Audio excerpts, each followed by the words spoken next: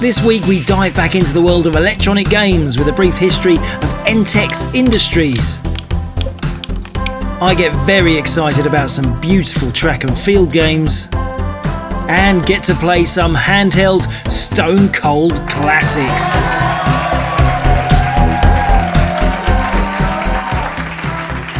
Hello!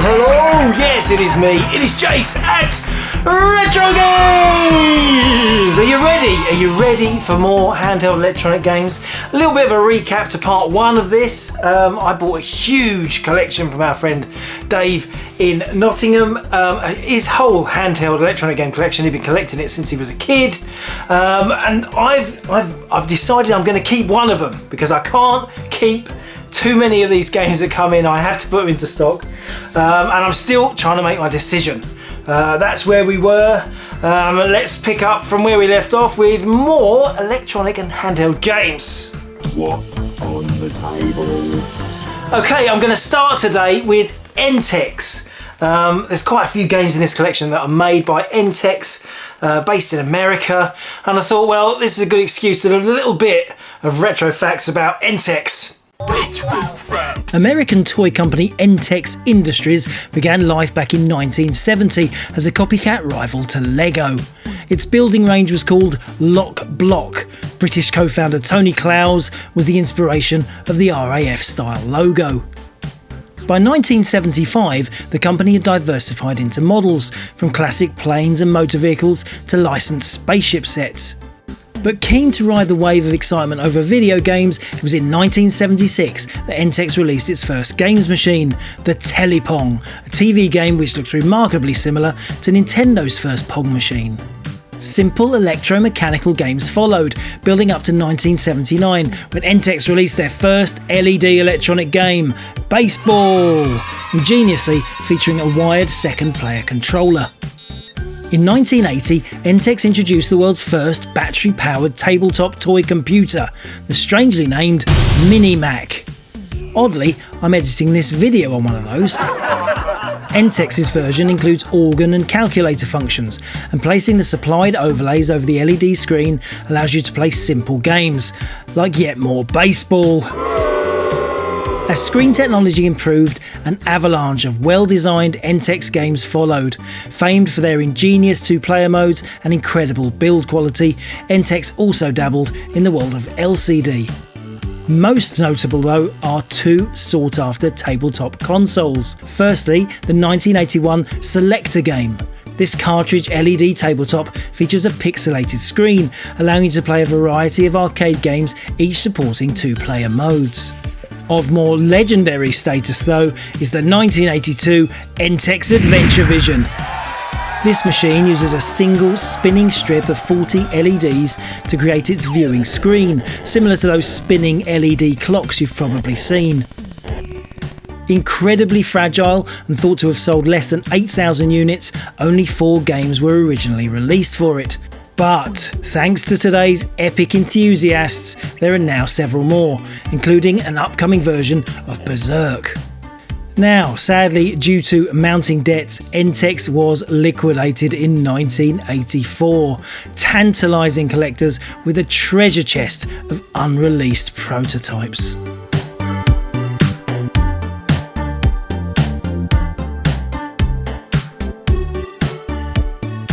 The good news is that Entex's first product still lives on.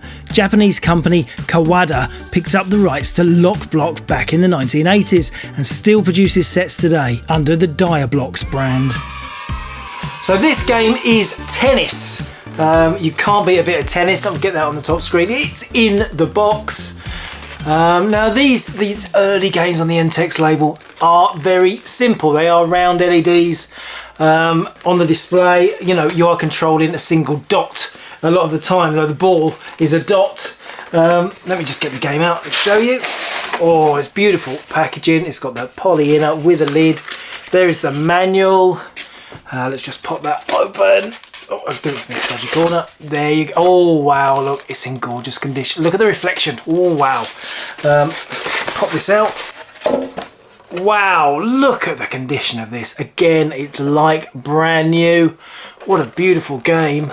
Now, I know what you're thinking. How does it play, Jason? It might look brand new, but what's it like to play? So this game powers up fine, but the bad news is the buttons are unresponsive. Probably just needs a good clean of the contacts inside. You get used to this when you collect handheld games. Now, it's easy to forget that simple card games or gambling games were also something we didn't have. You couldn't just gamble. You couldn't like play on your phone and play on a fruit machine game. You didn't have a computer or video games. There wasn't many gambling games. So you released handheld games. You know, these look like calculators. They have a numeric display. And you play games. I mean, this is gin, rummy and blackjack, again on the Entex label. Let's just show you, beautiful in the box. It looks like a giant calculator. I mean, it's far too big for a pocket, unless you're wearing a particularly lavish coat. Let's get it out, again in that poly box. Oh, no, there's a cardboard protect. This is like amazing. This is like, has it ever been out of the box? There's more instructions here. We've got we've got an adapter jack advert sheet. This is the proper manual.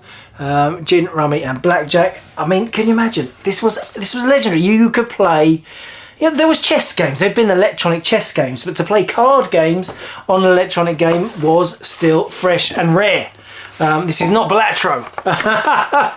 Look at the state of this. It is incredible. It is brand new.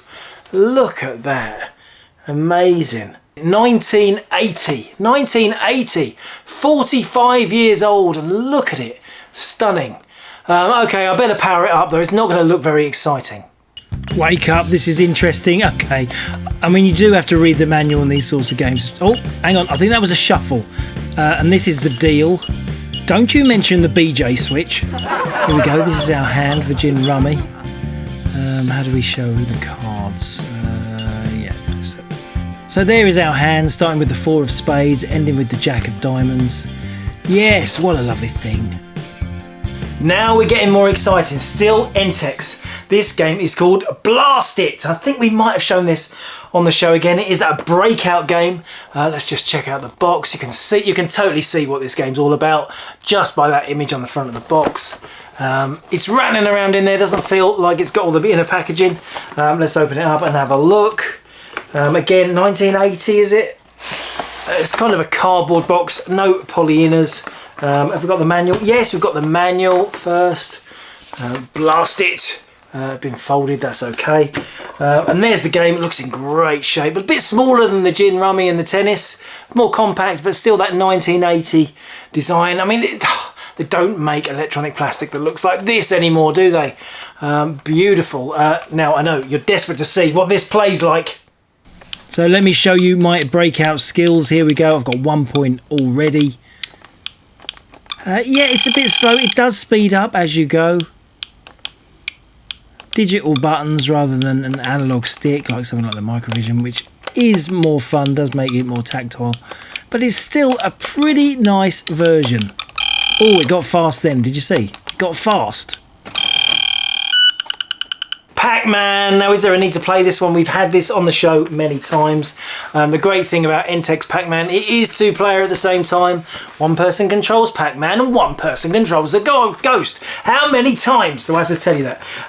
Beautiful condition again, this one. We actually had some of these come in brand new, probably 5-6 years ago. This one looks very similar. No, it's missing the poly lid. There is often a poly lid in these. Small hole on the bottom to help push it out from the polystyrene grip, and there we have it. It's a great game. I like the way it's got these feet. It reminds me of a cocktail cabinet arcade machine. It's got these little legs. So just where you keep the batteries, 2 battery covers, 2 batteries in each side. I guess you want to see it going. All right, we'll see what this looks like playing. You'll love this tune. Oh yeah, and that's a real crunch. That yeah, it's kind of annoying, but it's kind of beautiful as well. I don't know why. It's just one of those classic 1980s sounds for me. So you'll see I am controlling the little Pac-Man. There's one ghost up there. I'm in 2-player mode, so I'm going to turn it around. And now I'm controlling the ghost. Obviously, this isn't that much fun when you're playing on your own, and one single ghost does seem a bit sad. But imagine you're playing this with your sister or your brother and you're both battling it out, trying to get each other. It is a fun game. Raise the Devil. Yes, such a gorgeous game. It's one of my favourites in the Entex range. It's a pinball game, Raise the Devil, but it's got such beautiful decals on the screen. Flames, like, oh, look at it. I mean, you can tell just by the box. What a beautiful thing. It's got a lovely new sticker. It's new. Yeah, it's got one of those flappy bits, the same as the Pac-Man. There's the top flap, bit of damage to the top flap. Let's get it out. Here we go. Wow, what a beautiful thing. There's the manual underneath. And what a lavish game. I mean, again, amazing condition. Again, 1980, it's 45 years old. What a beauty. I mean, look at the detail. It's, oh wow. It's stunning. What a stunning electronic game. Okay, let's see if we can power this baby up. And the good news is this game works beautifully. I like the flippers. They're just like 3 LEDs in a row. Yeah, but they work. They work. They're proper flip. Oh, straight down the lost hole. I'll have another ball, see if I can do a bit better.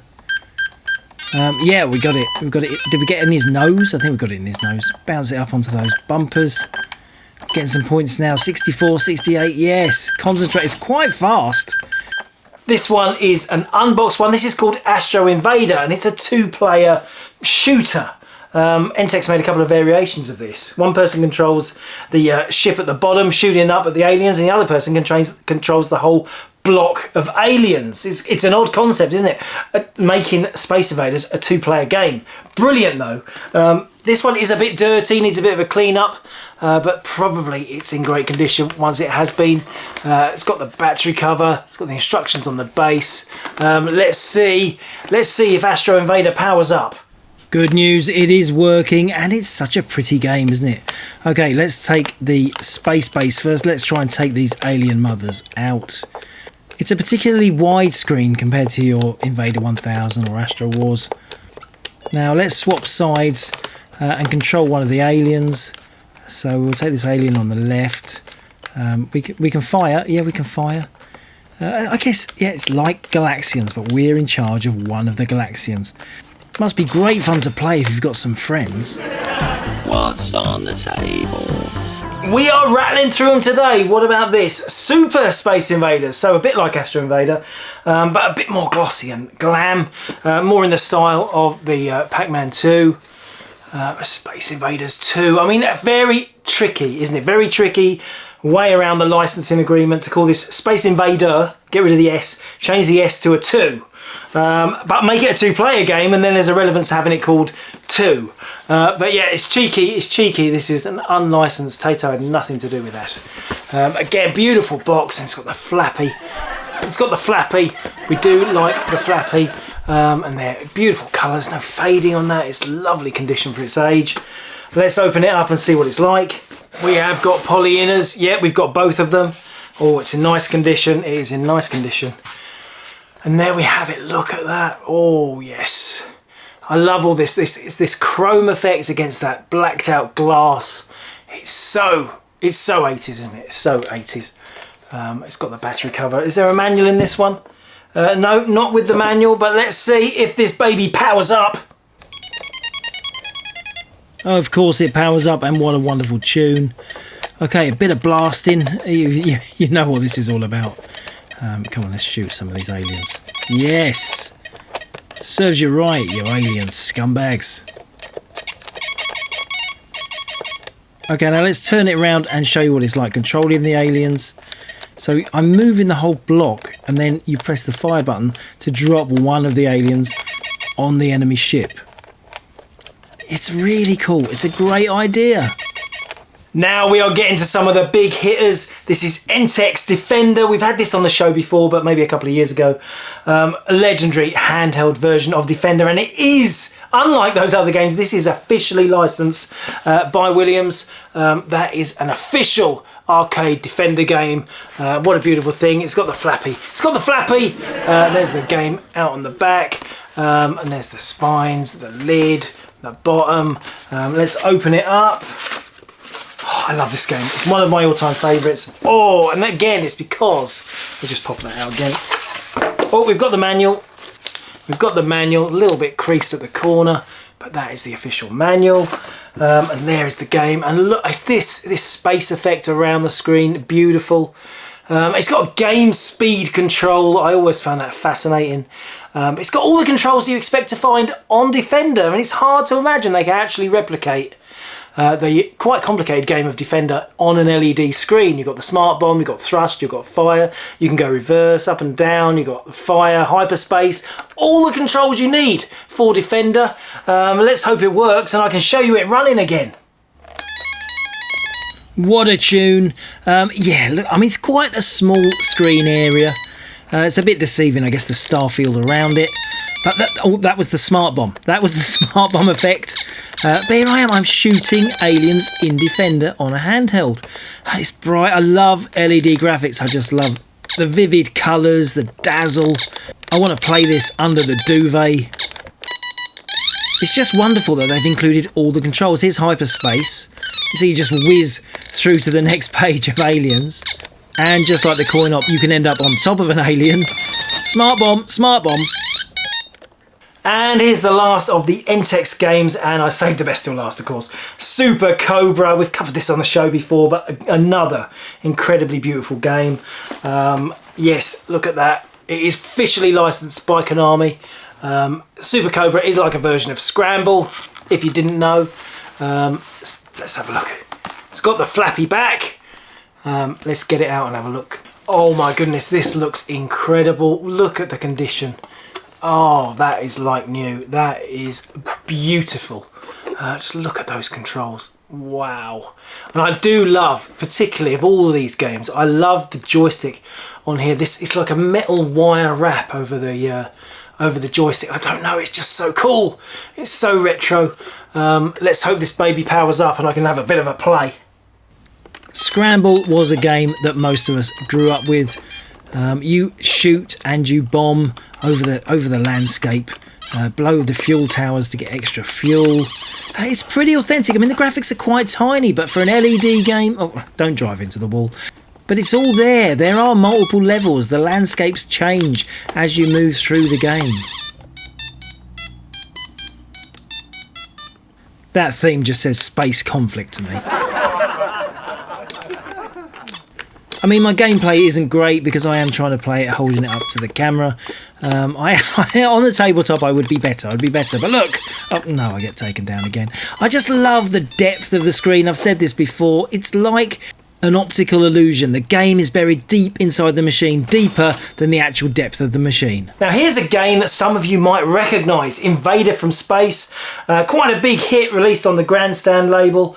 It's a very similar game to Astro Wars. It is a three-lane space shooter with a UFO. Of course, it's got a UFO. It is a space game. Let me just put this up. Do you remember this? I mean, to me, this is a very familiar game. I think one of my cousins got it for Christmas when I was a kid, maybe 1981. Yeah, beautiful. I mean, there's a beautiful thing. It's an exciting handheld. It is very big. It's quite on the large side. Let's just slide it out. Oh my God, a beautiful example. No manual in this one, but look at the condition. That is incredible. I mean, I like this. It's like a great big radar, isn't it? It's like you're going to find a big radar. You're looking for aliens on your big radar scope. You could turn this into something, couldn't you, as a retro device? You could put a phone screen in there. That'd look brilliant. But again, it's got a really cute, quite high tension, quite a forceful spring back on the joystick. The power, the start, the level, the fire, battery cover on the back. Let's see if we can play Invader from Space. What a racket. I admit my affection for this game comes back to playing it as a kid. It was quite a popular game in my school too. A lot of people had this. And it is a pretty challenging version of Invaders. It is no slouch, and it's pretty tough to try and get that UFO at the top because the screen is just so busy with aliens all the time. It is one of those games that your mum would tell you to turn off though, because it's got a noise, isn't it? What a noisy beast. Now, regular viewers of the show may know I'm quite obsessed by the game Track and Field from the arcade. I do actually own an original coin-op. Well, there is a series of electronic versions of Track and Field. The one that we got here in the UK most prolifically was this, Trackstar, again released by Tandy. Here we go. It's a little LCD game. It lets you do the hurdles, so you're running and doing the hurdles, but in that Track and Field style. I will open it up and let you have a look. Oh my god, it's got the perfect inner packaging. Oh my god, it's in beautiful condition. It's like new. Look at that thing. So these are the run buttons and then the hurdle button in the middle. Yeah, which is kind of like the replication of where the arcade buttons are on your original Track and Field. Now I'll come back to this and have a look at it in a minute. But what about these? This is the full series that they released in Japan. Now they are official Konami games. They actually branded Hyper Olympic because Track and Field was a Western name. Though I also saw Hyper Olympic in the arcades. But yeah, Hyper Olympic was the Japanese name for Track and Field. It got renamed Track and Field here. So there's 3 in this amazing series: jumping type, running type, and throwing type. Yes, and they all cover different events from the Track and Field game, but done in LCD form. Wow. Let's just get some of these babies out. Oh my goodness, this looks unused. It looks unused. Wow. There's the manual underneath there. It's still in its original poly, isn't it? Still in the original poly bag. Oh well, no, this definitely does look used now. We've got a lot of wear around the run button there. Yeah, so there's a run and a throw in the middle. Yeah, we'll check that out in a minute. So this is the one that the Tandy Trackstar is based on. There's 2 events on it. You've got, oh wow, hang on, that's the sticker to pull the batteries out. So the battery flap, no, I think that's just kept. But look, this one is in perfect condition. So running type, it's got 2 events. It's got the regular 100 metres and then it's got the 110 metre hurdles. That's why there's that extra button in the middle. Otherwise, if it's just a sprint, you wouldn't need it. But again, brand new, amazing condition. And then the jumping type, again, 2 events on all of these. The event on this is javelin and shot put. And again, it's got some wear on one of the buttons. That is a shame. There is wear around that button, but otherwise, it's in beautiful condition. Someone liked jumping too much. Okay, let's see if we can get any of these games going and I can show you what they're like to play. A bit of Trackstar running. I think my son must have been playing this late at night in his bedroom. Now here comes the throwing game. We're going to do some javelin, a bit of running first to build up your speed. Press for the right angle and here we go. You can see the javelin. It's coming. Oh no, he's crying. He's crying. Oh no. And it's time for a Parker game, Split Second. Again, I think we've had this on the show before. It's a beautiful looking game. I love the shape of it. It looks like some sort of phaser from Battlestar Galactica. Just the design of it. Look, I mean, it does look, wow. It looks like some, I don't know, tracking device, scanning device from Star Trek. I don't know, it's got a real vibe about it. It's not a particularly entertaining game though. And it looks like one of the buttons is a little bit too depressed, I don't know. Let's power it up and see if it works. Let's start with level 1. Yeah, this is an odd game. Maneuver the ball around the maze and get it into the cup. Seems quite simple, right? Maybe even more than simple. Maybe a little bit dull.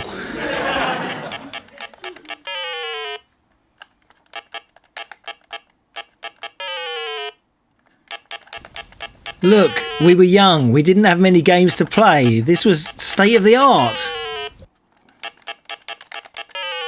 Now, once you've completed this task enough times, you get your time. 35.5. Well done. Is anybody out there like football? Yes, Kevin Keegan's match of the day. This is a bit of a classic in the UK. A lot of people got this bought for Christmas about 1981. It's quite a simple game, simple LED game. Look at that brilliant Kevin Keegan, looking good with his big perm. Yeah, it takes you back, doesn't it? It takes you back, this sort of stuff. This would have been all over the toy shops. Let's get it out. I like this one because it comes in a proper like case of polystyrene. And there's the game with no manual. Any manual? No manual underneath. No manual. But yes, 2 players, of course, 2-player fun. The Christmases hovering around this thing, you can imagine. Come on, Dad, you want another game? You're right, son. Yeah, very, very beautiful game. What's on the table? And let's finish off today with these bad boys. Yes, you're very excited about these, aren't you? This takes you back. The Tomitronic 3D games were unbelievable when they first came out. They were, we got excited about, Oculus Rift. We got just as excited about these when we were kids. 3D games, 3D goggle headsets. Let's get them on the camera. So here we have Sky Attack. They are 3D. They really are 3D. Oh, this will take you back. Some of you, this will really be like, oh, I miss that game. I miss it. It was such a brilliant game. And the other one is Thundering Turbos, and this one just blew my mind. I remember the TV ads. The astonishing Tomitronic 3D games. 3D Thundering Turbos. Only the most courageous driver can win. And 3D Sky Attack. Invading UFOs threaten to destroy a planet. They must be stopped. Tomitronic 3D games. Packed with 3D action. Only from Tomy. They absolutely got me so excited. Though the TV ads, they did not show the actual gameplay. It looked far more stunning on the TV, but they still were pretty stunning in real life. This one has got the Thundering Turbo manual. It's got a little bit of that's the problem with white games. It has got a little bit of a yellowing. But there it is. Got the strap, neck strap. You could wear this around your neck in the car to your nans. There's the sticker, the battery compartment there. We'll give it a little go in a minute. Let's just open up the Sky Attack. And this again, 3D Space Invaders, and hasn't got that problem of fading. It's a lovely burgundy colour. Oh, it's still got the strap new. It has never been connected, the strap. They obviously never took it to their nans. And there we go, beautiful condition. Oh, these things are awesome. I'm gonna try and show them working with the lens pressed up against the camera. I don't know if it's gonna work, we'll see. Now this is a little tricky to film. I am only filming through one of the eyes, and you need both eyes to recreate the stereo image. But you can see it does look like the graphics in that advert, with an amazing flying car explosion.